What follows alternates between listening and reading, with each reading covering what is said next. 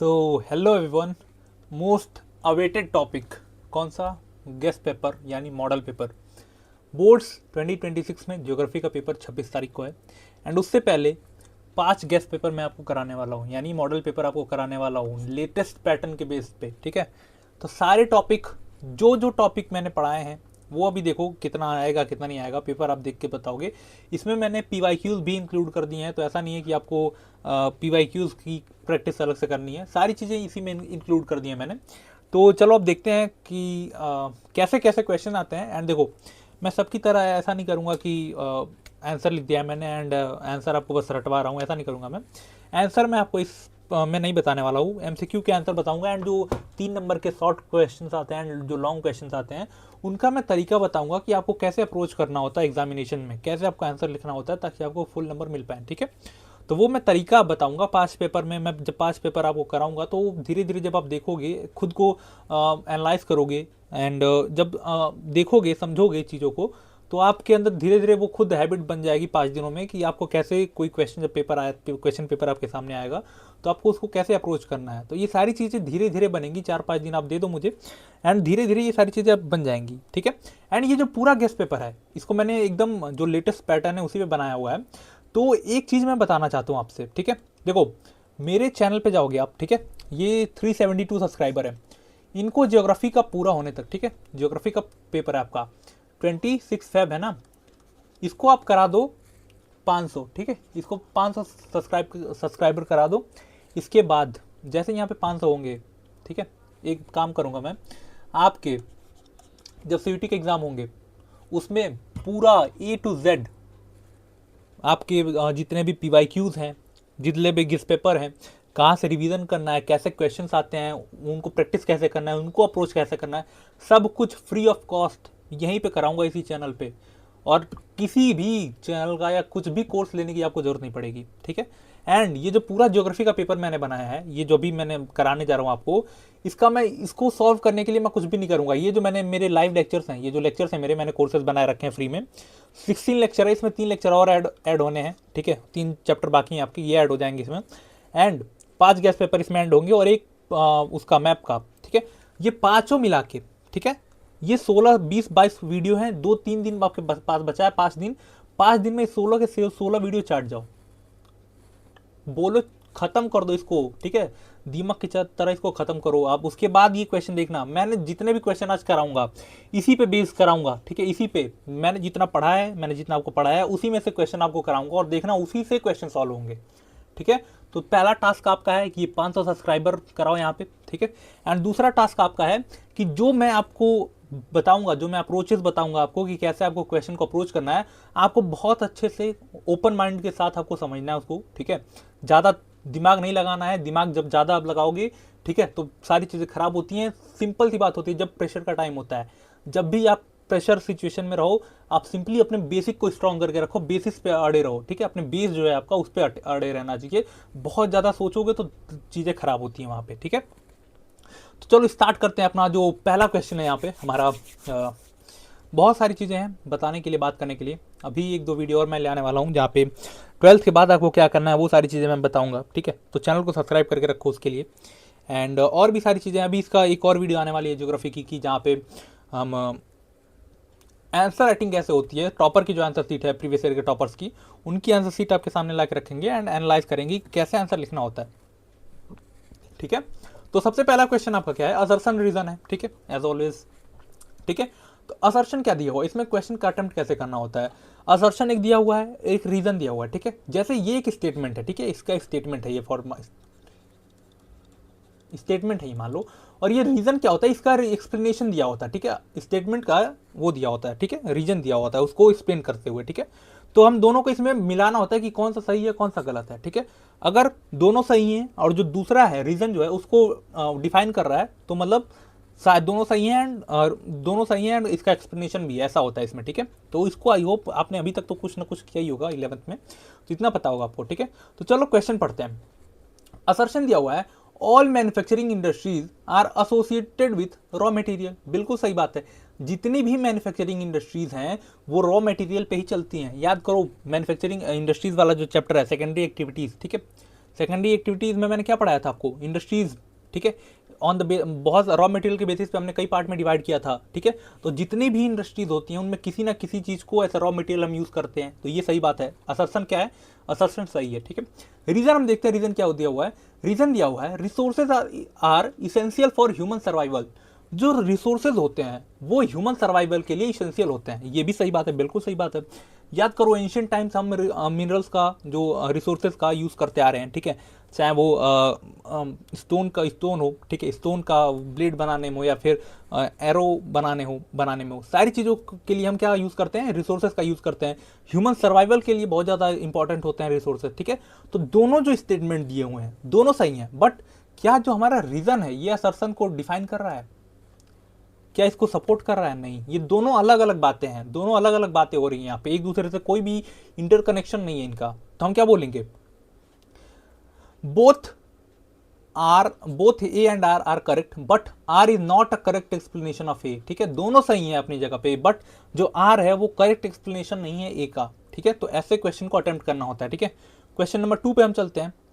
देखो ये भी एक ऐसा ही क्वेश्चन है। क्वेश्चन नंबर 2 क्या है, which one of the following statement are correct related to mining. ऐसे जब आप क्वेश्चन पढ़ोगे तो आपको यहाँ पे ऐसे वो करना होता है, ठीक है, करेक्ट रिलेटेड टू माइनिंग, ठीक है। इसको कई बच्चे बहुत जल्दी में ना बहुत चीज़ें गलत पढ़ लेते हैं, ठीक है, तो उनकी वजह से पूरा आंसर गलत होता है, ठीक है।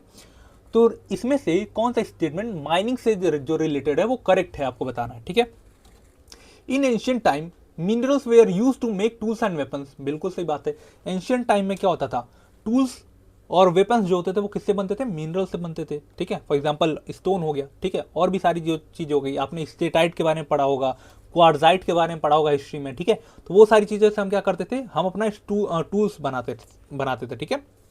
अब देखो दूसरा क्या दिया हुआ है, all the developed countries are extracting more minerals for their development, ठीक है। डेवलप्ड कंट्री लिखा हुआ है, याद रखना, ऑल द डेवलप्ड कंट्रीज, ठीक है, are extracting more minerals for their development. क्या ऐसा है, याद करो, क्या ऐसा है कि जो डेवलप्ड कंट्री हैं वो बहुत ज़्यादा मिनरल एक्सट्रैक्ट कर रही हैं फॉर देयर डेवलपमेंट, ऐसा है। इसको समझो, आप सोचो, लेक्चर आपने देखा होता तो मैंने बताया था उसमें, जो डेवलप्ड कंट्री हैं, ठीक है, अब वो बहुत ज़्यादा अपने सोशल सेक्टर्स में इन्वेस्ट करती हैं, ठीक है, वो अपनी लाइफ को बेटर बनाने में इंप्रूव कर रही हैं, ठीक है, लाइफ को बेटर बनाने के लिए काम करती हैं। एंड जो डेवलपिंग कंट्री हैं वो बहुत ज़्यादा क्या कर रही हैं, इन्वेस्ट करती हैं, बहुत ज़्यादा इसमें इन्वेस्ट कर रही हैं, ठीक है, माइनिंग में इन्वेस्ट करती हैं और सारी चीज़ों में इन्वेस्ट करती हैं, ठीक है। ये तो 2-3 जगह कनेक्ट हो सकता है आपके पूरे बुक में, ठीक है। तो ये कोई ऐसा नहीं बता सकता कि ये किस चैप्टर से आया हुआ है, ठीक है। जैसे आपने जब चैप्टर आपने पढ़ा होगा, कौन सा चैप्टर है वो, जहाँ पे मैंने बात की थी कि क्योटो प्रोटोकॉल के बारे में मैंने बात की थी, तो वहाँ पर जो डेवलप्ड कंट्री हैं, ठीक है, जो डेवलप्ड हैं ऑलरेडी, उनको उस क्योटो प्रोटोकॉल में रखा गया था, ठीक है। जो डेवलपिंग कंट्री है उनको उसे छूट दे दी गई थी, ठीक है, ताकि वो लोग अपना डेवलपमेंट कर पाएँ। तो जो डेवलप्ड कंट्री हैं ऑलरेडी, जो डेवलप्ड कंट्री हैं वो मिनरल्स में क्यों वो करेंगी, एक्सट्रैक्ट करेंगी, ऐसा कोई भी रीज़न इसका नहीं है, ठीक है। समझ में भाई बात आई आपको। अब तीसरा देखते हैं, the actual development of mining begins with the industrial revolution, ठीक है। जो एक्चुअल डेवलपमेंट स्टार्ट हुआ माइनिंग का वो इंडस्ट्रियल रिवॉल्यूशन से स्टार्ट हुआ था, ये भी बिल्कुल करेक्ट है, ठीक है। There are many stage in the discovery of minerals, बहुत नॉर्मल सी बात है ना, ऐसा थोड़ी है कि एक ही बार में कोई मिनरल्स मिल गया, बहुत सारे स्टेजेस होते हैं मिनरल्स के, ठीक है। तो इसमें से कौन कौन सा सही है, 1, 3 एंड 4, 1,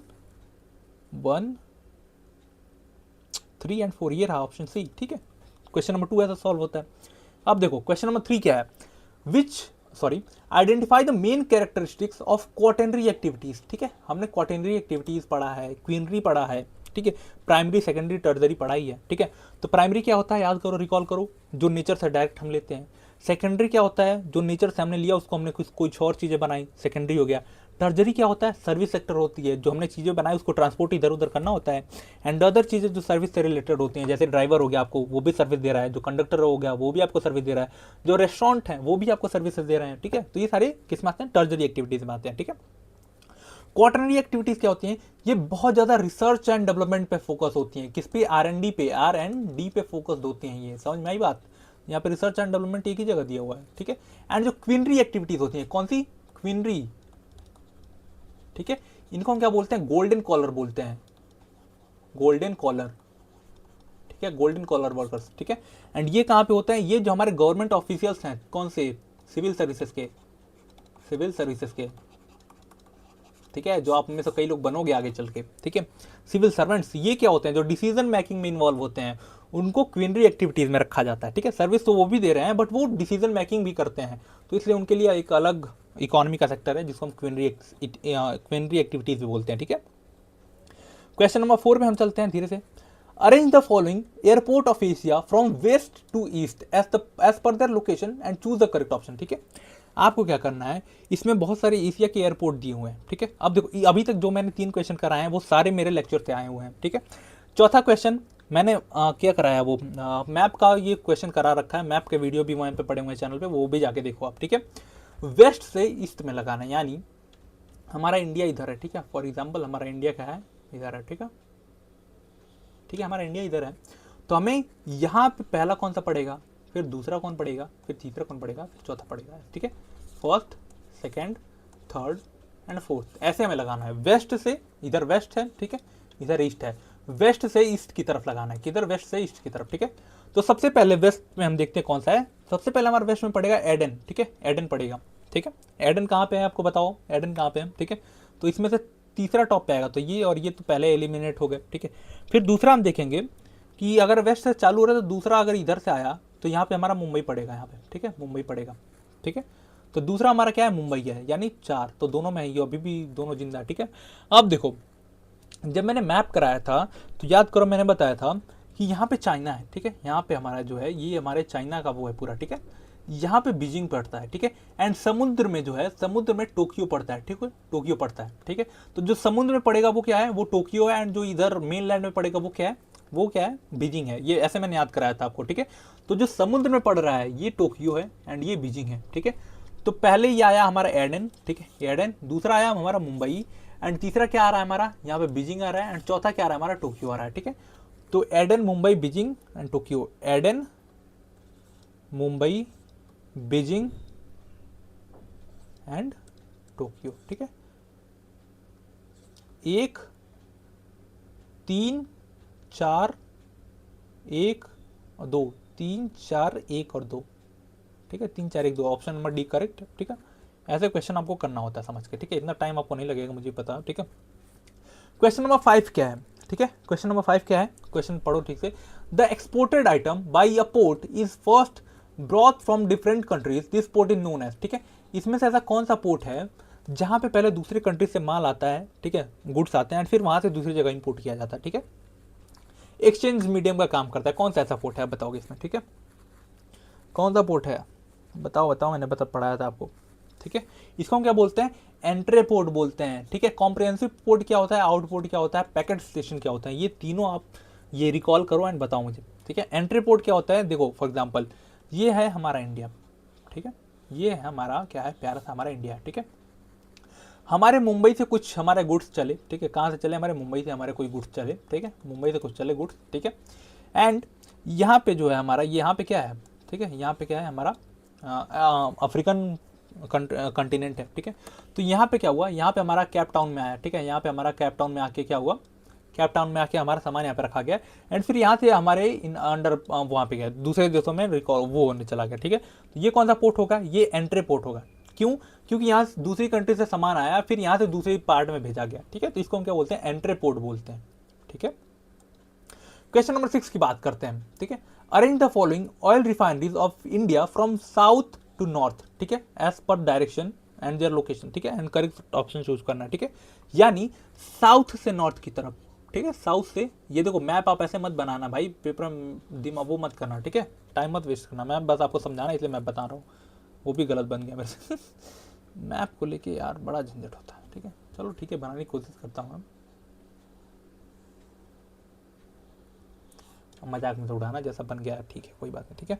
अब देखो ये आपको साउथ से नॉर्थ की तरफ लगाना है, ठीक है। यानी सबसे पहले कौन पड़ेगा, फिर दूसरा कौन पड़ेगा, फिर तीसरा कौन पड़ेगा, चौथा कौन पड़ेगा, ऐसे हमें लगाना है, ठीक है। तो सबसे नीचे आप देखोगे कोचिन कहाँ है, कोचिन हमारा है केरला में, कहाँ है, केरला में है, ठीक है। मैंगलुरु कहाँ है, हमारा कर्नाटका में है, KER, ठीक है। उस ये कयाली कहाँ पे हमारी गुजरात में है, ठीक है। एंड चौथा है जो हमारा ये महाराष्ट्र में है, ठीक है। अब देखो सबसे नीचे यहाँ पे पड़ता है हमारा केरला, ठीक है, केरला यहाँ पे पड़ता है। इसके ऊपर हमारा क्या पड़ता है, उसके ऊपर हमारा क्या पड़ता है, यहाँ पे कर्नाटका पड़ता है, ठीक है। इसके ऊपर हमारा क्या पड़ता है, यहाँ पे महाराष्ट्र पड़ता है, महाराष्ट्र पड़ता है। फिर इसके ऊपर हमारा क्या पड़ता है, गुजरात पड़ता है। ऐसे हमारा सीक्वेंस है कंट्री वो उनका स्टेट्स का, ठीक है। तो सबसे पहले क्या है हमारा कयाली है, यानी सबसे पहले क्या आएगा हमारा कोचीन आएगा दूसरा। तो ये दोनों ऑप्शन ऑलरेडी एलिमिनेट हो चुके हैं। दूसरे के बाद हमारा क्या आएगा, दूसरे के बाद आएगा हमारा चौथा, दूसरे चौथा इसमें भी है।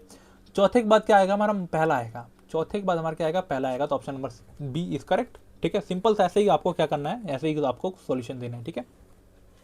अब देखो identify the district of first phase of construction of Rajasthan canal. Rajasthan canal क्या है, देखो कंफ्यूजन के लिए लिख दिया यहाँ पे राजस्थान कैनाल। इसी को हम क्या बोलते हैं आज के टाइम पे, इंदिरा गांधी, ठीक है, इंदिरा गांधी गांधी कैनाल, ठीक है। इसी का पुराना नाम क्या था, राजस्थान कैनाल था। तो इसने डायरेक्ट पुराना नाम से लेकर पूछा है कि राजस्थान कैनाल का फर्स्ट फेज कहाँ पे कंस्ट्रक्ट किया गया था, तो वो किया गया था हमारा गंगानगर में, ठीक है।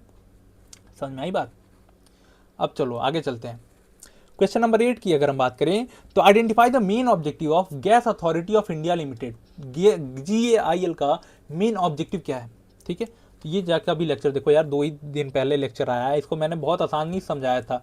To transport process and market natural gases, ठीक है। इससे पहले जब GAIL नहीं बना था, उसके पहले हमारे पूरे कंट्री में सिर्फ एक ही ऑयल रिफाइनरी, मतलब एक ही जगह पे ऑयल का प्रोडक्शन होता था। इसीलिए हमने क्या किया, GAIL का वो किया, इस्टेब्लिशमेंट किया, ताकि हम अपनी जो उसको है, अपना जो प्रोडक्शन है उसको और क्या कर पाए, डाइवर्सिफाई कर पाए, ठीक है, उसको और अच्छे से मार्केट कर पाए। तो ट्रांसपोर्ट करने के लिए, प्रोसेस करने के लिए, मार्केट करने के लिए हमने क्या बनाया था, GAIL बनाया था, gas authority of India limited, ठीक है। क्वेश्चन नंबर 9 देखते हैं, एक और इंपॉर्टेंट असर्शन रीजन, ठीक है। असर्शन दिया हुआ है water transport play an important role in the international trade of India. बिल्कुल सही बात है। हम क्या बोलते हैं, हम जो हमारे पोर्ट्स हैं, क्या बोलते हैं, पोर्ट्स को हम क्या बोलते हैं, gateway of international trade, gateway of international trade बोलते हैं, इंटरनेशनल ट्रेड, ठीक है। तो जो हमारा इंटरनेशनल ट्रेड होता है उसके लिए सबसे ज्यादा इंपॉर्टेंट क्या है, पोर्ट्स है, ठीक है, वाटर ट्रांसपोर्टेशन है, ठीक है। अब दूसरा रीजन दिया हुआ है यहाँ पे, the east coast of India has more port than west coast, ठीक है। अब देखो, ठीक है, ये चैप्टर अभी मैंने नहीं पढ़ा है, लेकिन मैं क्वेश्चन करा देता हूँ आपको, ठीक है। ये मैं देखो, एक पहला क्वेश्चन हमें मिला जो मैंने अभी नहीं पढ़ा है, पढ़ा दूंगा आगे, ठीक है। अब देखो यहाँ पे बोल रहा है कि जो ईस्ट कोस्ट है हमारा, ठीक है, जो ईस्ट कोस्ट है, यहाँ पे पोर्ट्स ज्यादा हैं, क्या है, यहाँ पे पोर्ट्स ज्यादा है in compare to west coast, ठीक है। बट ऐसा नहीं है, ऐसा नहीं है, क्यों, क्योंकि यहाँ इधर जो नदियाँ बहती हैं, इधर जो नदियाँ गिरती हैं, इधर जो नदियाँ आके समुद्र में मिलती हैं, वो डेल्टाज बनाती हैं, ठीक है। अब डेल्टा क्या होता है, दलदली एरिया होता है जहाँ पे कोई आप पोर्ट सोर्स नहीं बना सकते हो, ठीक है। तो यहाँ पे पोर्ट्स नहीं है, वेस्टर्न घाट्स पे ज्यादा पोस्ट हैं। कहाँ पे पोर्ट ज्यादा है, वेस्टर्न घाट्स पे पोर्ट हैं, ईस्टर्न घाट पे कम पोर्ट है, सॉरी, ठीक है। तो देखो assertion is correct and reason is incorrect, ठीक है। असर्शन तो आपका करेक्ट है एंड रीजन जो है आपका इनकरेक्ट है, ठीक है। समझ में आई बात, समझ में आई बात। ये मैं पेन चेंज कर लेता हूँ यार, ये पेन पता नहीं क्यों अजीब सा लग रहा है, ठीक है। ये चलो, ठीक है, ये चलेगा, ठीक है। क्वेश्चन पढ़ो आप, ठीक है। स्वच्छ भारत मिशन का मेन ऑब्जेक्टिव बताना है आपको, करेक्ट बताना है आपको, ठीक है। अब देखो, it is a part of urban renewable mission, ठीक है। ये अर्बन रिन्यूएबल मिशन का पार्ट था, बिल्कुल सही बात है। ये लॉन्च किया गया था गवर्नमेंट ऑफ इंडिया के थ्रू, ये भी सही है। It is associated with improving greenery in urban sectors, urban areas. क्या ये क्या है, स्वच्छ भारत मिशन में हमने कहीं ग्रीनरी की बात की है क्या, सोचो आप थोड़ा। स्वच्छ भारत मिशन में हम क्या करते थे, स्वच्छ भारत मिशन में हम कंट्री को यानी और अर्बन सेंटर्स को क्लीन करने की बात करते थे, साफ सफाई की बात करते थे। तो वहां पे ग्रीनरी की कोई तो बात ही नहीं है, क्या बात नहीं है, ग्रीनरी की कोई बात नहीं है स्वच्छ भारत मिशन में, तो ये करेक्ट गलत हो गया, ठीक है। It is aimed to improve quality of urban slums, ठीक है। जो अर्बन एरिया में स्लम्स होते हैं उनकी क्वालिटी को इंप्रूव करने के लिए किया गया था, तो बिल्कुल सही बात है। जहाँ पे बहुत कचरा होता है अर्बन एरिया में, उनको स्वच्छ करने के लिए, वहाँ की क्वालिटी ऑफ लाइफ को इंप्रूव करने के लिए हमने क्या स्टार्ट किया था, स्वच्छ भारत मिशन स्टार्ट किया था। तो 1, 2 and 4 इज करेक्ट, 1, 2 and 4, तो यही मिला है, ऑप्शन सी इज करेक्ट, ठीक है। अब आओ मित्र आगे बढ़ो, चलो, ठीक है। साउंड का यूनिट पूछा हुआ है, साउंड का यूनिट पूछा हुआ है, डेसिबल। ठीक है, ये कहाँ से क्वेश्चन आया है, जो हमारा लास्ट चैप्टर है ना बुक नंबर 2 का, जिसमें हम पॉल्यूशन के बारे में पढ़ते हैं, वहाँ से क्वेश्चन उठा दिया 1 नंबर का। देखो कितना आसान। ठीक है, बहुत सारे बच्चे उसको छोड़ के जाते हैं, एंड मैंने अभी तक उसको पढ़ाया नहीं, मैं पढ़ाऊंगा उसको। ठीक है, तो उसके लिए जुड़े रहना। ठीक है, अब देखो यहाँ पे कुछ एरियाज दिए हुए हैं एंड कैरेक्टरिस्टिक्स दिए हुए हैं, तो आपको मिलाना है इसमें से। ठीक है, तो चलो मिलाओ इसको, मिलाओ मिलाओ मिलाओ मिलाओ। ठीक है, देखो हमने अभी तक 2 पढ़ा हुआ है, अगर 2 से बन जाता है क्वेश्चन तो बहुत सही बात है। ठीक है, हमने बारमूर तहसील के बारे में पढ़ा था कि ये गद्दी ट्राइब से रिलेटेड है। ठीक है, तो यानी सी ये इनकरेक्ट मैच है। ठीक है, हमने झाबुआ डिस्ट्रिक्ट के बारे में पढ़ा है क्या? ठीक है, हमने धारावी के बारे में पता है कि धारावी में बहुत बड़ा स्लम है। ठीक है, ये स्लम का एरिया हो गया। ठीक है, अब कंफ्यूजन है हमारे झाबुआ डिस्ट्रिक्ट में और मेरठ में। ठीक है, अब देखो ऐसा क्वेश्चन को ये शायद मैंने नहीं कराया अभी।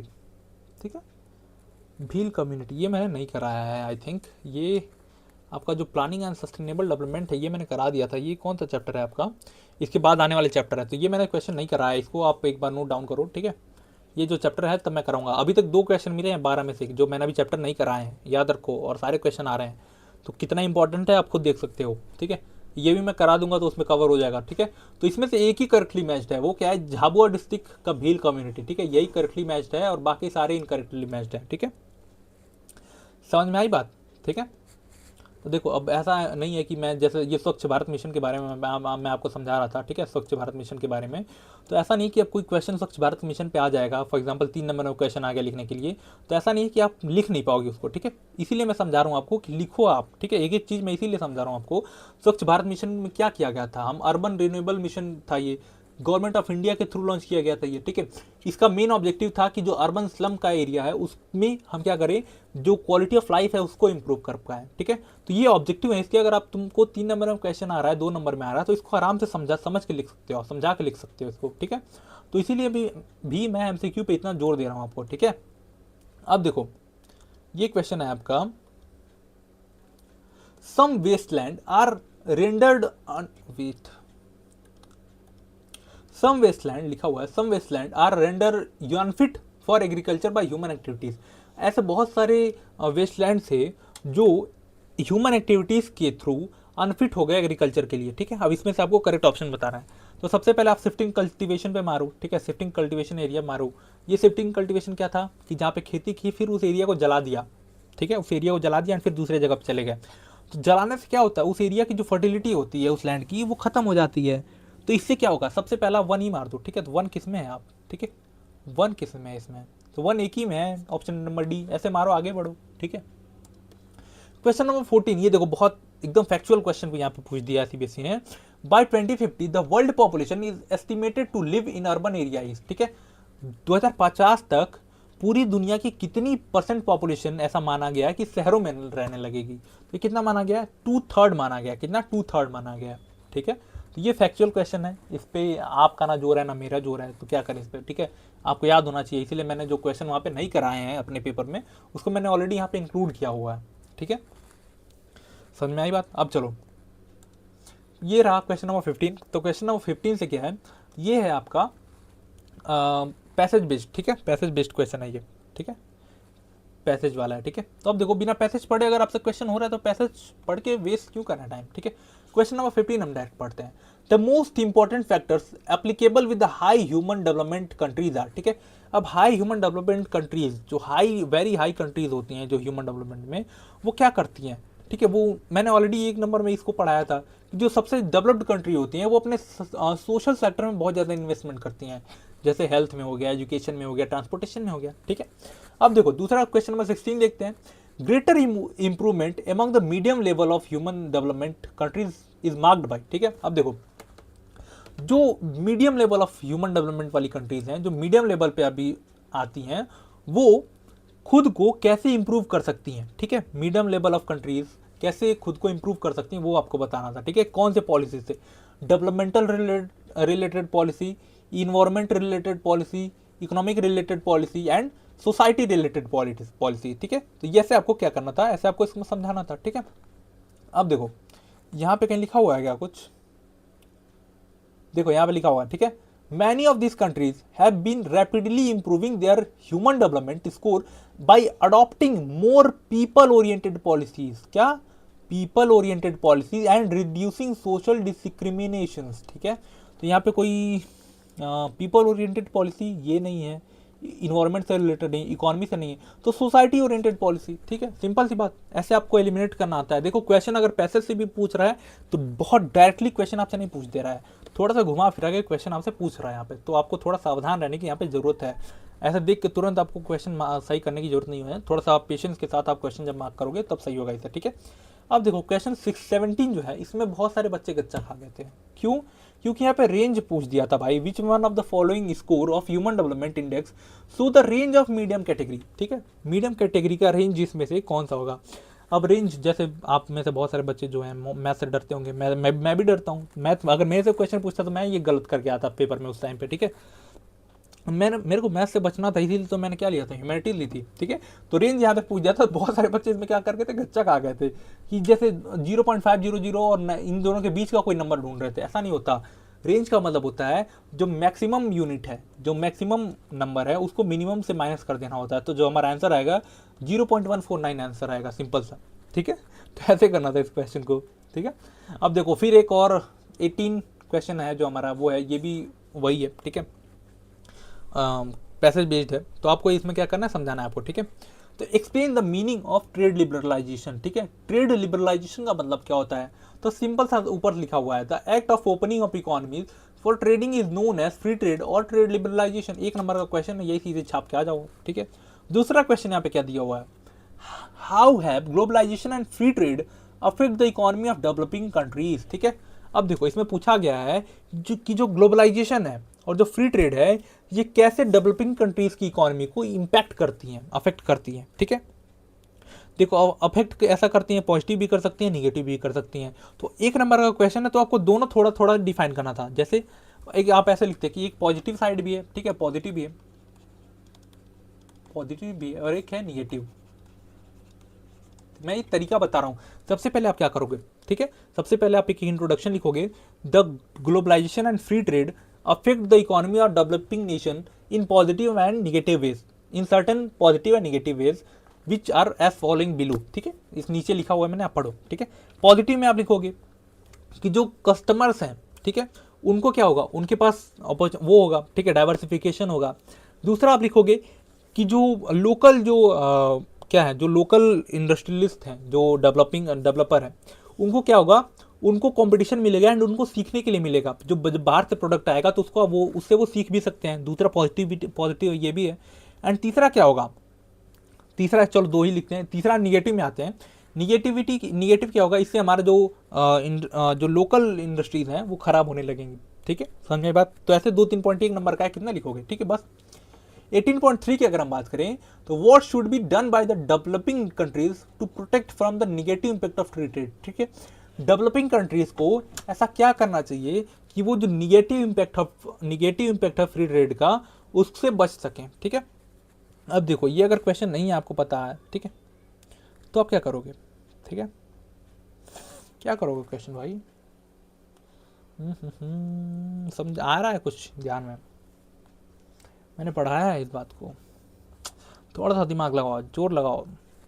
हैं, नहीं आया, चलो यार, मतलब तूने जहाँ से पढ़ा है वो वहाँ पे नहीं पढ़ाया गया। यहाँ पे बात हो रही थी कि हमें कैसे जो निगेटिव इम्पैक्ट है इसका ग्लोबलाइजेशन का, उसको कम करना है। तो इसी में हमने एक कॉन्सेप्ट पढ़ा था, याद नहीं है आपको, क्या पढ़ा था हमने, सोशल सेफ्टी नेट। ये कॉन्सेप्ट आपने कैसे छोड़ दिया भाई, सोशल सेफ्टी नेट के बारे में आपने नहीं पढ़ा है। सोशल सेफ्टी नेट का मतलब क्या होता है, जो हमारे जो हमारे डेवलपर हैं, जो इंडस्ट्रियलिस्ट हैं, जो हमारे जो मैन्युफैक्चरर हैं, हम क्या करेंगे, हम उनको सब्सिडीज देंगे। हम क्या करेंगे, हम जो फॉरेन से चीज़ें आ रही है उस पर थोड़े से टैरिफ लगाएंगे, ताकि जब वो हमारे मार्केट में आए तो जो हमारा डेवलपर है उन दोनों का प्राइस मैच हो पाए। ठीक है, ऐसा ना हो कि जो बाहर से आ रहा है वो बहुत सस्ता है, जो हमारा है वो बहुत महंगा है, तो हमारा कोई खरीदेगा ही नहीं, तो इससे तो हमारा नुकसान हो जाएगा, हमारी कंट्री का नुकसान होगा। तो यहीं पे सोशल सेफ्टी नेट की बात आती है। सोशल सेफ्टी नेट एक तरीका है जिससे हम क्या कर सकते हैं, जो निगेटिव इंपैक्ट है फ्री ट्रेड का उससे बच सकते हैं। ठीक है, तो ये कॉन्सेप्ट समझना चाहिए भाई आपको। ठीक है, अब चलो आगे बढ़ो, ठीक है। अब देखो ये क्वेश्चन नंबर 19 ये हमारा है। अब देखो ये तो इसमें मेरी गलती है, मैंने नहीं बताया था, मैंने ये एक्सपेक्ट नहीं किया था कभी कि सीबीएसई इतना डीप जाके क्वेश्चन पूछेगा। कभी एक दो बार पूछा है, ऐसे नहीं है कि मेरे टाइम पे नहीं पूछा है, बट मैंने एक्सपेक्ट नहीं किया था कि सीबीएसई इतना डीप जाके क्वेश्चन पूछेगा, ठीक है। अब सीबीएसई ने ऐसा क्या क्या आवाज़ आ रही है, एक मिनट रुक जाओ थोड़ा तो चेक कर लूँ, ठीक है। अब देखो सीबीएसई ने क्या किया है, यहाँ पे एक ट्रांस कॉन्टिनेंटल रेलवे दिया हुआ है ऑस्ट्रेलिया का, ठीक है। इससे कुछ क्वेश्चन रिलेटेड पूछे हैं। पहला क्वेश्चन क्या है, in which part of the continent this railway line is located, ठीक है। इस कॉन्टिनेंट के किस पार्ट में ये रेलवे लाइन लोकेटेड है, ठीक है। तो ये है हमारा, ये एक बनाओ, ये है हमारा ईस्ट, ये है हमारा वेस्ट, ये है हमारा नॉर्थ, ये हमारा साउथ, ठीक है। तो कॉन्टिनेंट के किस पार्ट में, ये साउथ पार्ट में है, तो ये सिंपली आपको क्या करना था, साउथ लिखना था, ठीक है, साउथ पार्ट, ठीक है। अब देखो identify the station of this railway marked as A and B, ठीक है। यहाँ पे मैप पे कुछ मार्क किया हुआ है, ए एंड बी मार्क किया हुआ है, इसी रेलवे स्टेशन का आपको नाम बताना है। देखो यहाँ पे भूल चूक माफ़ी मेरी भाई मेरे को भी नहीं पता था कितना डीप में पूछेगा, मेरे को बस ये मैंने टर्मिनल स्टेशन आपको याद कराए थे, ठीक है, एंड स्टेशन आपको याद कराए थे, बट यहाँ पे ये भी पूछ लिया है। तो देखो इसीलिए मैं थोड़ा सा ऐसे क्वेश्चन ले आया हूँ ताकि आपका दिमाग में चलता रहे कि ये भी क्वेश्चन पूछ सकता है, ठीक है। ये बट मैंने जब लेक्चर कराया था तो मैंने बताया था कि बीच में कुछ ऐसे इंपॉर्टेंट हैं, पूछ सकता है वो, ठीक है। तो यहाँ पे देखो यहाँ पे पूछ ही लिया है वो, मैंने एक्सपेक्ट नहीं किया था बट मैंने बताया था, बट यहाँ पे पूछ लिया है डायरेक्ट वो, ठीक है। तो ये बी क्या है, ये बी है रोटो, ठीक है, ये रोटो स्टेशन है। एंड ए क्या है, ये फॉरेस्ट है, FORREST फॉरेस्ट, ठीक है। एक नंबर का क्वेश्चन था, ठीक है। अब देखो right the name of station located at eastern most and western most end of this country. Eastern most कौन सा होगा, ये होगा, वेस्टर्न मोस्ट कौन सा, ये होगा, ठीक है। अब देखो ये क्वेश्चन मैं नहीं बता रहा, ये आपको करना है। अब क्यों करना है, कैसे करना है आप बताओगे, ठीक है। इसमें मैं नहीं बता रहा, ये मैंने बताया हुआ है ऑलरेडी आपको, ठीक है। बहुत मैप में भी मैंने करा है, एंड जब इसके लेक्चर ले रहा था तब मैंने वहाँ पे भी करा है। तो ये आपको खुद बताना है, गेस करना है आपको, एंड कमेंट सेक्शन में अपने आंसर वो कर दो, ठीक है। समझ में आई बात आई, ठीक है। अब देखो यहाँ से क्वेश्चन आएगा आपका 3 नंबर का क्वेश्चन, कितने 3 नंबर का क्वेश्चन। अब देखो यहाँ पे मैं बस आपको तरीका बताऊंगा कि आपको क्वेश्चन को अटेम्प्ट कैसे करना है, ठीक है। अगर आप एक काम करो, ये जितने भी क्वेश्चन है ना आप इसको पेज पे लिखो एंड मेरे टेलीग्राम चैनल पे या फिर मेरे इंस्टाग्राम पे भेजो, मैं चेक करूंगा। जितने भी देख रहे हो ना, जिसको नंबर की वो है फिक्र है कि नंबर चाहिए मुझे जो गलती हो रही है वो कोई बताने वाला हो, सारे क्वेश्चन भेजो मुझे, ठीक है। एंड इसके लिए मैं और भी बहुत सारी चीज़ें सरप्राइज आपके लिए मैंने प्लान की हैं, सरप्राइज हो जाओगे जान के आप, ठीक है। चलो क्वेश्चन नंबर 20 देखते हैं, ये 3 नंबर का क्वेश्चन है सारे। Nature and human are intricately intertwined. Question कितना हार्ड है भाई, ये देखो क्वेश्चन कितना हार्ड है, ठीक है। इतना भारी अंग्रेजी पूछ लिया इसने। एंड क्वेश्चन नंबर 2 क्या है इसका, मतलब बी पार्ट क्या है इसका, human being utilise the opportunity provided by nature, ठीक है। ये क्वेश्चन हमें आसानी समझ में आ रहा है। अब देखो कितनी भारी अंग्रेजी यूज किया इसने, बट पूछ क्या रहा है, इसमें पूछ रहा है पॉसिबिलिज्म, उसमें पूछ रहा है नेचुरलाइजेशन, ठीक है। नेचर और ह्यूमन का क्या रिलेशन है, ठीक है। दोनों एक दूसरे से दूर नहीं रह सकते, बिना एक दूसरे के नहीं रह सकते, ठीक है। याद करो जब मैंने बताया था तो एक पोडियम बताया था कि जो नेचर है वो हमारा एक पोडियम है, एंड जो ह्यूमन है उस पर परफॉर्म करने वाले आर्टिस्ट हैं, ठीक है। और देखो इसमें क्या पूछ रहा है, ह्यूमन जो है नेचर ने उन्हें अपॉर्चुनिटी दी एंड ह्यूमन ने उसे क्या कर लिया, अडॉप्ट कर लिया, उसके अकॉर्डिंग अपना पॉलिसीज बनाई, इसको हम क्या बोलते हैं, पॉसिबिलिज्म बोलते हैं, ठीक है। तो इसको आपको क्या करना था, अच्छे से एक्सप्लेन करना था, सिंपल सी बात है। पॉसिबिलिज्म कौन छोड़ेगा यार, 3 नंबर का क्वेश्चन, इसको तो बहुत आसानी से आप कर सकते हो यार। इसमें पॉसिबिलिज्म को एक्सप्लेन करना था एंड इसमें क्या करना था, ह्यूमन और जो नेचर का जो बॉन्ड है उसको एक्सप्लेन करना था सिंपली आपको। तो ऐसा क्वेश्चन तो कोई भी नहीं छोड़ना चाहेगा, ये तो फ्री के नंबर है, ठीक है। क्वेश्चन नंबर 2 देखते हैं, ठीक है। Differentiate between rural marketing and urban marketing centre with examples, ठीक है। एग्जाम्पल आपको देने हैं, ठीक है, याद रखना आप। अब देखो इस क्वेश्चन को आपको अटेम्प्ट कैसे करना होता है, 3 मार्क का क्वेश्चन है तो बहुत छोटा आपको नहीं लिखना है ना बहुत बड़ा लिखना है, ठीक है। आप क्या करोगे, सबसे पहले आप ट्रेडिंग सेंटर को एक्सप्लेन करोगे, ठीक है। क्या करोगे, ट्रेडिंग सेंटर को, ठीक है।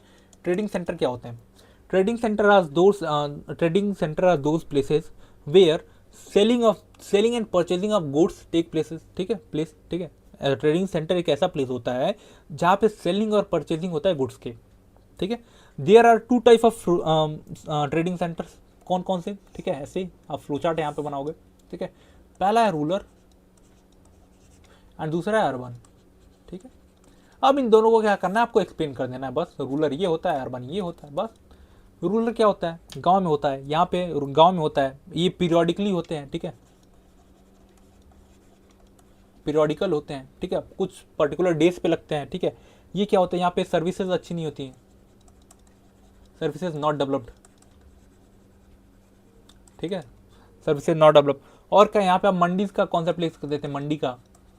ठीक है, और भी जो आपके मन में वो लिख सकते हो आप। अर्बन मार्केटिंग सेंटर में ये आप सारी चीज़ें लिख सकते थे कि ये रेगुलर होते हैं, यहाँ पे सर्विसेज अच्छी होती हैं। ठीक है, बस।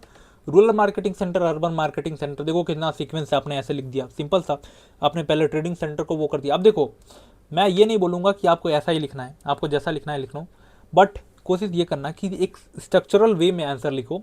एंड एक और काम करना, आप टाइमिंग का बहुत अच्छे से ध्यान रखना। आप वॉच पहन के जाना, वॉच वो वाली मत पहन के जाना जिसमें डिजिट वाले में आते हैं, वो घड़ी की सुई वाला पहन के जाना। ठीक है, वो पापा के ज़माने का पहन के जाना, हमारे ज़माने का मत पहन के जाना। ठीक है, तो वो पहन के जाओगे आप तो उससे कोई दिक्कत नहीं होती। अदरवाइज वो जो डेट वेट वाला होता है उससे दिक्कत हो जाती है आपको, डिजिट वाले। ठीक है, क्वेश्चन नंबर 22 देखते हैं। Why should non conventional sources of energy B use in India for sustainable development. ठीक है, ऐसा क्यों, मतलब फॉर एग्जाम्पल क्या बता रहा हूँ मैं, why should non conventional source of energy, ठीक है, इंडिया में हमें non conventional source of energy क्यों यूज करनी चाहिए सस्टेनेबल डेवलपमेंट के लिए, इसका एग्जाम्पल था। ठीक है, क्यों यूज करनी चाहिए, तो इसका एग्जाम्पल सबसे इंपॉर्टेंट क्या है, ये यहाँ पे पूछ क्या रहा है क्वेश्चन, आप ध्यान से पूछ समझो।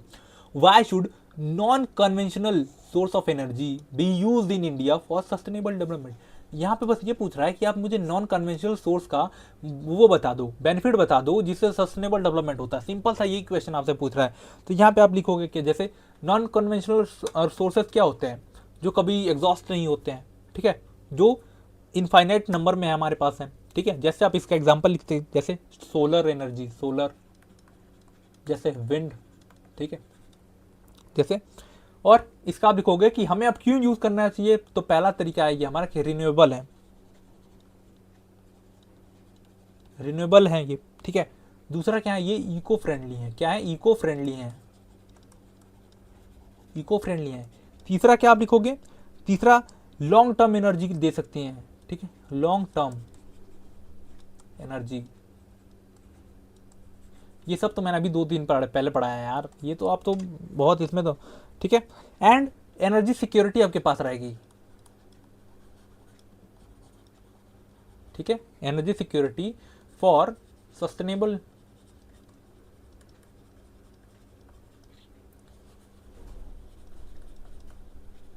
अब ऐसा मत करना कि भैया इतना छोटा सा थोड़ी होता है आंसर 3 नंबर में। अरे मेरे भाई, मैं कीवर्ड बता रहा हूँ कि आपके आंसर में ये 3-4 कीवर्ड्स होने चाहिए। ठीक है, ऐसा मैं नहीं बता रहा हूँ कि आपको बस यही 3 आंसर लिख के आओगे तो आपको तो यही 4 वर्ड लिख के आ जाओगे तो आपको 3 नंबर मिल जाएंगे। मैं बस इतना बता रहा हूँ कि ये कीवर्ड्स हैं, ये आपके आंसर में होने चाहिए। एंड जो एग्जामिनर होता है ना, वो आपके पूरे आंसर कभी नहीं पढ़ता। आपने ये कीवर्ड लिखी है, आपने इस कीवर्ड्स को अपने आंसर में सिर्फ ये ऐसे अंडरलाइन कर दिया ना, यही आंसर चेक करेगा, आगे बढ़ जाएगा। ठीक है, क्योंकि उसके बाद जो सीट होती है, जो आंसर शीट होती है, जो उसको दिया जाता है ऐसा रेफरेंस के लिए, वहाँ पे सिर्फ और ये कीवर्ड ही मेंशन होते हैं। ठीक है, पूरा आंसर वहाँ पे मेंशन नहीं होता। ठीक है, अब देखो फिर एक ये टेबल बेस्ड क्वेश्चन आ गया। ठीक है, इसको हम पढ़ते हैं, समझते हैं क्या है। ठीक है, एक trend of India, trend of urbanisation दिया हुआ है 1961 से लेकर 2011 तक। ठीक है, तो देखते हैं क्वेश्चन नंबर 1 क्या है।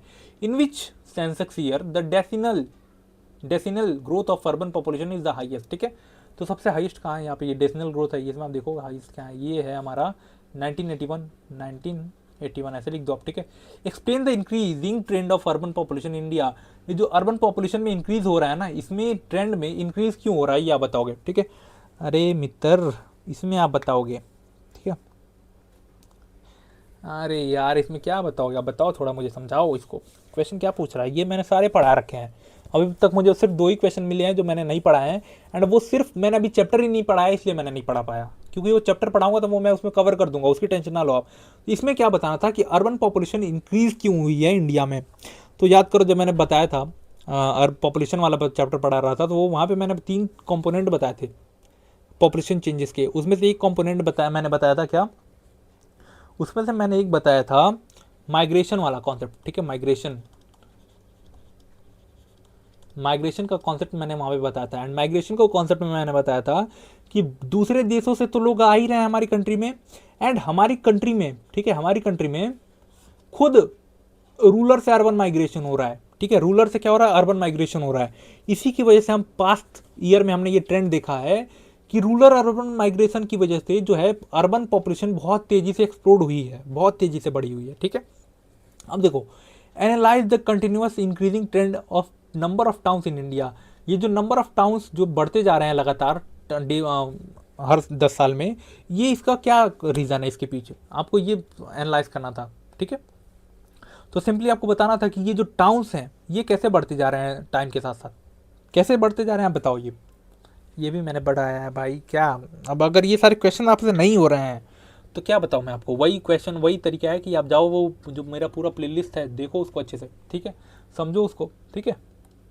चलो यहाँ से क्वेश्चन है आपके 5 मार्क का, ठीक है, 5 मार्क्स के क्वेश्चन यहाँ से क्या है, स्टार्ट है, ठीक है। स्टार्ट करते हैं, क्वेश्चन नंबर 24 आप पढ़ो, ठीक है।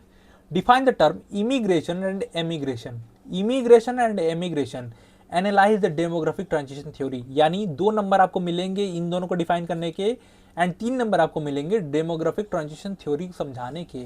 तो सबसे पहले देखो मैं क्या करता, इस क्वेश्चन में 5 नंबर का क्वेश्चन है, तो सबसे पहले मैं माइग्रेशन समझाता, ठीक है, माइग्रेशन में अच्छे से समझाता। फिर दूसरा क्या करता, दूसरे में आता, दूसरे में मैं इमिग्रेशन समझाता, इमिग्रेशन,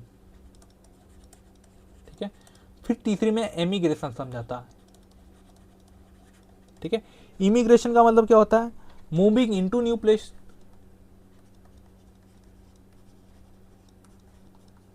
ठीक है।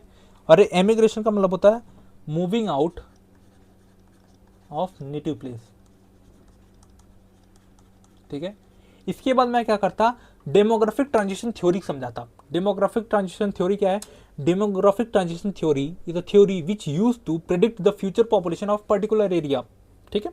एक ऐसी थ्योरी है जिससे हम किसी भी पर्टिकुलर एरिया की पॉपुलेशन प्रेडिक्ट कर सकते हैं कि आगे बढ़ेगी कि घटेगी, ठीक है, ये मैं समझाता। फिर इसके जो 3 स्टेजेस हैं, डिफरेंट 4 स्टेजेस है, सॉरी, इन चारों स्टेजेस को समझा देता, ठीक है। फिर इंडिया का एक एग्जाम्पल छोटा सा दे देता बीच में, ठीक है, बस सिंपल 5 नंबर का क्वेश्चन आपका यहाँ खत्म, ठीक है। बट मैं ये सारी चीज़ें आपको समझा रहा हूँ, बट आपके ऊपर है कि आप कैसे टाइम को मैनेज कर पा रहे हो।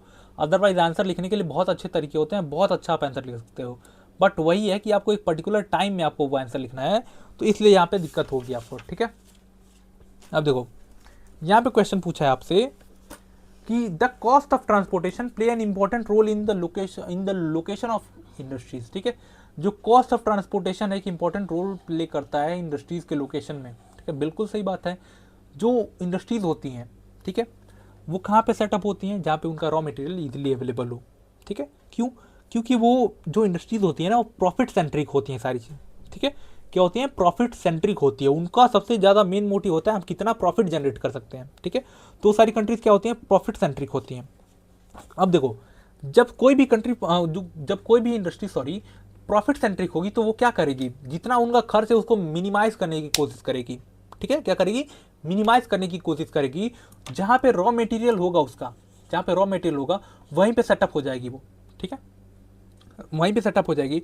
या तो जहाँ पे उसका सेंटर होगा, जहाँ पे उसका ट्रेडिंग सेंटर होगा वहाँ पे सेटअप होगी, ठीक है। तो जो लोकेशन है इंडस्ट्रीज की बहुत ज़्यादा इंपॉर्टेंट रोल प्ले करती है, जो कॉस्ट ऑफ ट्रांसपोर्टेशन है, ठीक है। फॉर एग्जांपल ये हमारा एक लोकेशन है, ठीक है, ये हमारा एक लोकेशन है, ठीक है, ये है हमारा एक माइन है, ठीक है, ठीक है, माइन है, ठीक है। यहाँ पे है हमारा क्या, यहाँ पे हमारा एक मैन्युफैक्चरिंग यूनिट है, ऐसे यूनिट है, ठीक है, समझ में आई बात। यहाँ पे है हमारा एक छोटा सा मार्केट, ठीक है, जहाँ पे गाड़ी वाड़ी बिकती है।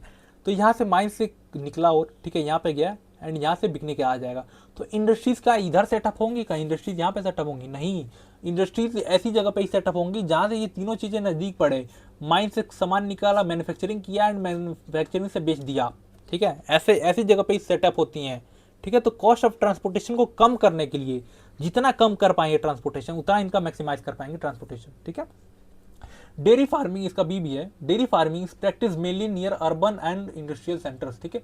जो डेयरी फार्मिंग होती है वो हमेशा अर्बन सेंटर और इंडस्ट्रियल सेंटर्स के नियर बाई परफॉर्म की जाती है। ऐसा क्यों है, क्यों है? क्योंकि डेयरी फार्मिंग अगर ज़्यादा दिन रखेंगे तो खराब हो जाएगी। बिल्कुल सही बात है भाई, इसीलिए परफॉर्म की जाती है कि सुबह रात में उधर दूध निकाला, सुबह में पहुंचा दिया, सिंपल सी बात है। तो इसको आपको जस्टिफाई करना था एग्जाम्पल के साथ, ठीक है? तो ऐसे आप कर सकते हो इसको, ठीक है? अगर मैं बात करूँ क्वेश्चन नंबर 26 की, explain the meaning of target area planning, ठीक है? टारगेट एरिया प्लानिंग का मतलब क्या होता है? Analyse the need of target area planning for development, ठीक है? अब देखो टारगेट एरिया प्लानिंग का मतलब क्या होता है? Refer to the development of, it refer to the development of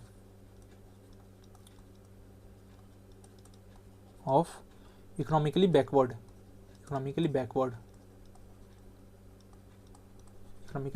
reason, ठीक है? ये जो टारगेट एरिया प्लानिंग होती है, ये ऐसे एरिया में प्लानिंग की जाती है। याद करो, मैंने प्लानिंग एंड सस्टेनेबल डेवलपमेंट पढ़ाया है, उसमें मैंने 3 तरह की प्लानिंग बताए थे। एक सेक्टोरल प्लानिंग, एक रीजनल प्लानिंग एंड तीसरा होता है जो टारगेट एरिया प्लानिंग होता है, ठीक है? टारगेट एरिया का मतलब क्या होता है? एक पर्टिकुलर एरिया को हमने आइडेंटिफाई किया है जहाँ पे बहुत इकोनॉमिकली बैकवर्ड रीजन है वो, तो उस एरिया को हम कैसे इंप्रूव कर सकते हैं, उसका मतलब होता है टारगेट एरिया प्लानिंग, ठीक है? एंड ये कैसे नीड है, इसकी क्या जरूरत है, ये आपको पूरा करना है, ठीक है? ये आपको क्या करना है, आपको बताना है। तो टारगेट एरिया प्लानिंग की हमें जरूरत इसलिए है ताकि जो हमारा रीजनल इनइक्वालिटी है, क्या है? रीजनल इनइक्वालिटी है,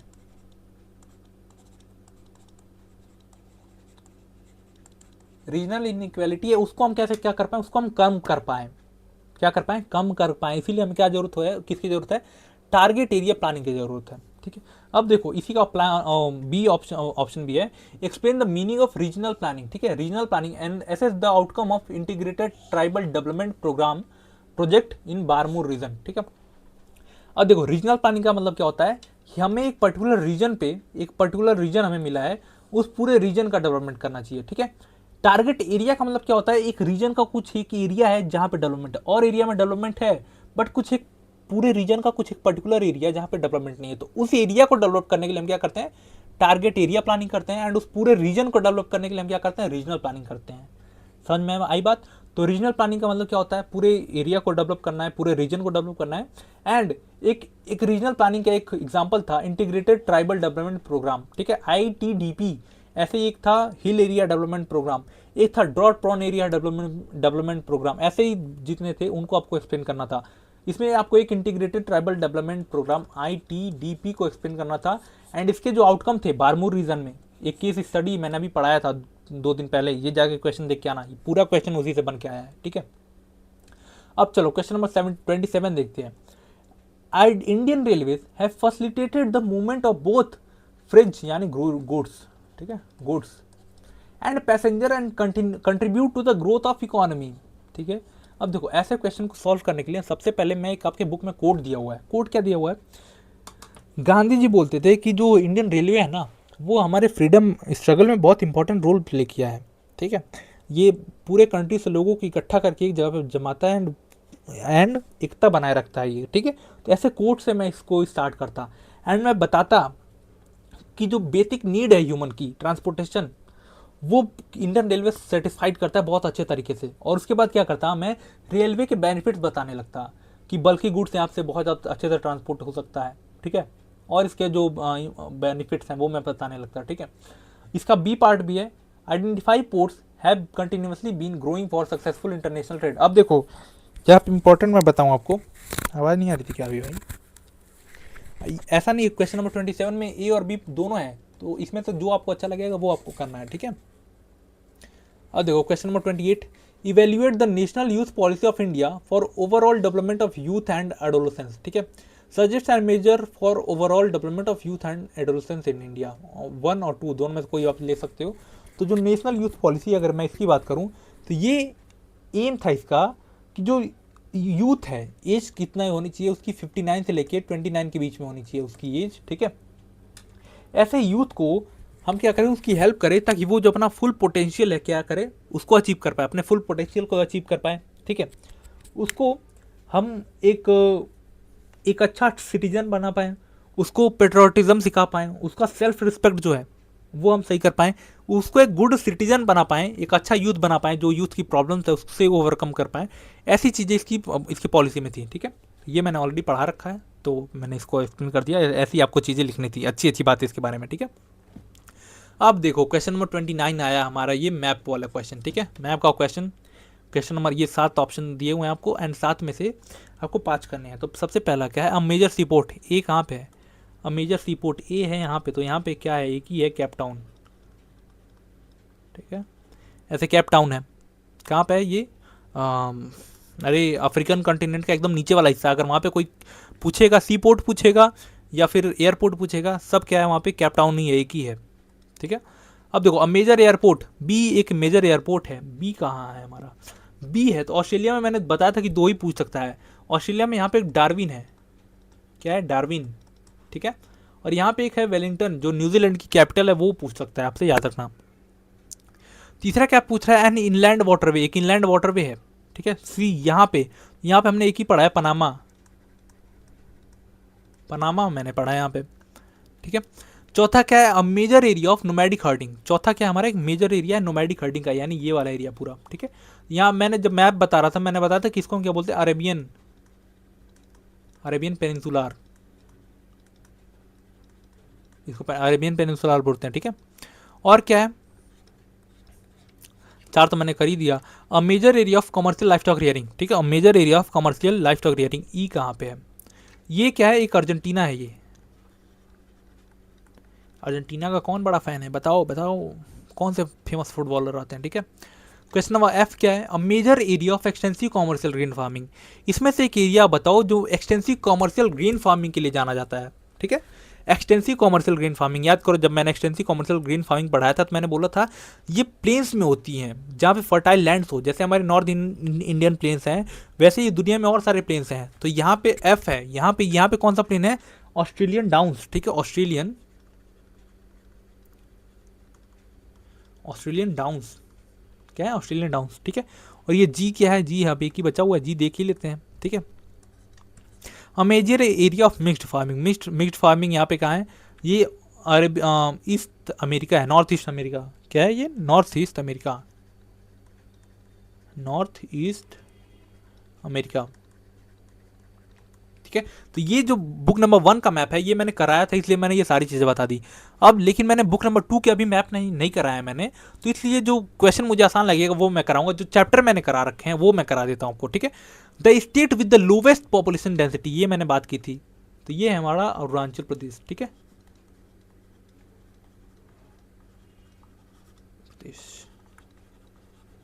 ठीक है, तो अभी तक मैंने मैप नहीं कराया, बट जितना क्वेश्चन बन सकता है बस चैप्टर से, वो मैं बनाऊंगा आपके सामने, मैंने दिखाऊंगा आपको कि कितना जरूरी है चैप्टर करना आपको, ठीक है। तो अरुणाचल प्रदेश ये मैंने देख लिया। दूसरा, state leading in the production of sugarcane, ये मैंने बताया था आपको, यूपी, ठीक है। 2 ये है हमारा 1, ठीक है। 3, अ मेजर सीपोर्ट इन गुजरात, ये मैंने पढ़ाया नहीं है, नहीं पढ़ाया मैंने, ये तो चलो छोड़ देते हैं। एंड इसमें से मैंने और क्या पढ़ा है, इसमें मैंने अभी और कुछ नहीं पढ़ा है, बट क्वेश्चन तो करना पड़ेगा ना, करूँ या रहने दूँ, बताओ, कर ही देता हूँ चलो। अ मेजर सीपोर्ट इन गुजरात, गुजरात में एक ही सीपोर्ट है इंपॉर्टेंट, कौन सा है यहाँ पे, कांदला, क्या है यहाँ पे, कांदला पोर्ट, 3, ठीक है। कांदला पोर्ट हमारा 3 हो गया, 5 में से याद रखो। मेजर कॉपर माइनिंग सेंटर, ये मैंने नहीं पढ़ा है आपको, अभी मैप में ये क्वेश्चन आएगा। मैग्नीज माइनिंग, ये भी मैंने आपको नहीं पढ़ा है, ये भी नहीं पढ़ा है मैंने, ये क्वेश्चन मैं आपको कराऊंगा जब मैंने मैप के क्वेश्चन कराऊंगा मैं। एक ये मैंने पढ़ा है, आयरन और माइनिंग सेंटर इन महाराष्ट्र, ये लेक्चर में मैंने बता दिया था आपको कि महाराष्ट्र में एक सेंटर है यहाँ पे, ठीक है, यहाँ इस एरिया में, क्या बोलते हैं उसको, ये कौन सा क्वेश्चन था यहाँ पे, 6 था ना, 6 था, ये है रत्नागिरी, रत्नागिरी